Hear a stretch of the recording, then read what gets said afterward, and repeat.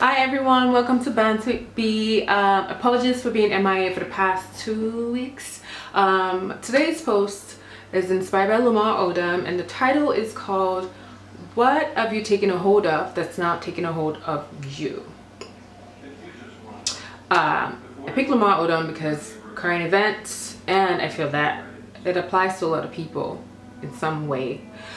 Lamar Odom came from a rough background, absentee dad that struggled with drugs himself, lost a child, hit stardom, got married, marriage dissolved, got traded, and he just lost one of his best friends to an overdose situation. Why am I talking about this? I think that in life, when we strive for something, sometimes we ought to be careful about what the things we are pursuing are.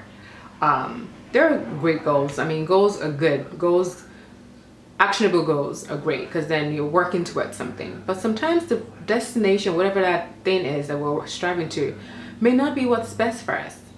I feel like in order for you to be successful in life, you need, number one, to be very good to yourself. I tell people you're all you've got. Like your life is not a life that you get to trade in. You don't reach 30,000 miles and say, oh, I'm gonna go to the dealership and ask them to like give me a new life at 70,000 miles and I'm flexing. You don't really get that. The one you came with is the one that you get to keep for the rest of your life until you die. Secondly, I feel that the people that we hang out with, our environment, can also play a huge part.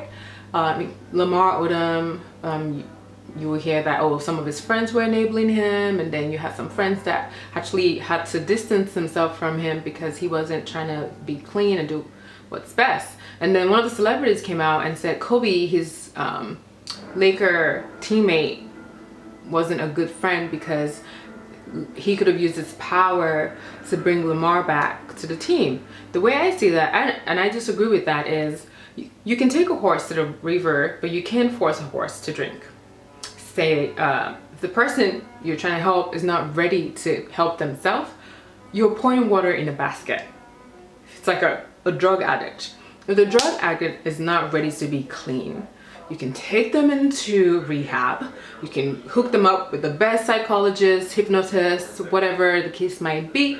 But if they've not made up their mind that I want to be clean for myself or for whatever reason, I just want to be clean, nothing you do will work. The people you surround yourself with, ideally the people you surround yourself with are a reflection of you. So if you're a good person, hopefully law of attraction, you're attracting people that are good too. You're not attracting people that are not good. When we embark on journeys, when we start writing goals and saying I want this, I want that, two things I try to do is I take an inventory of where I am. And I do it across all boards, like mentally, where am I? Spiritually, where am I? Emotionally, where am I? Financially, where am I? And why do I want to do this? But I feel like sometimes we don't pause.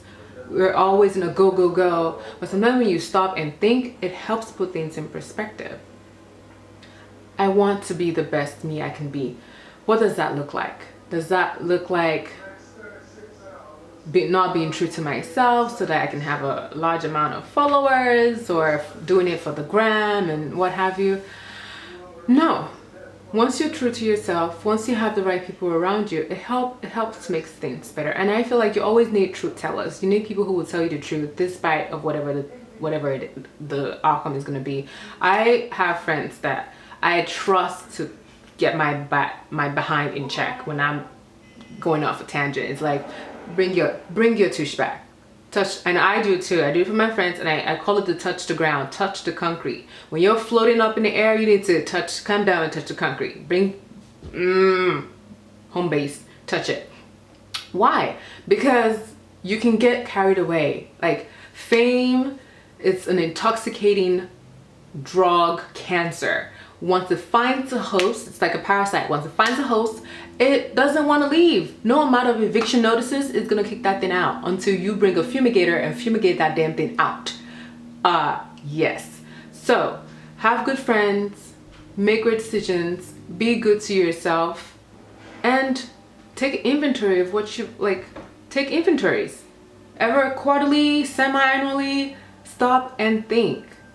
Why are you striving for what you're striving for? What is the intention behind it? What is driving it? Is it out of selfish desire? Is it to like meet industry standard? I don't know what that is. Like maybe amass a lot of followers via IG, social media, to their own self be true. That's my motto. Like, people around me could be doing whatever they want to do, but if that doesn't align with the vision that I have for myself, I'm not going to partake.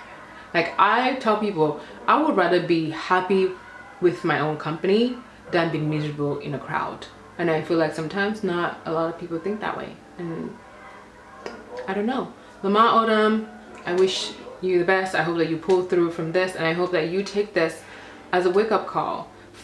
And just so we're on this, I can't understand $75,000 a week.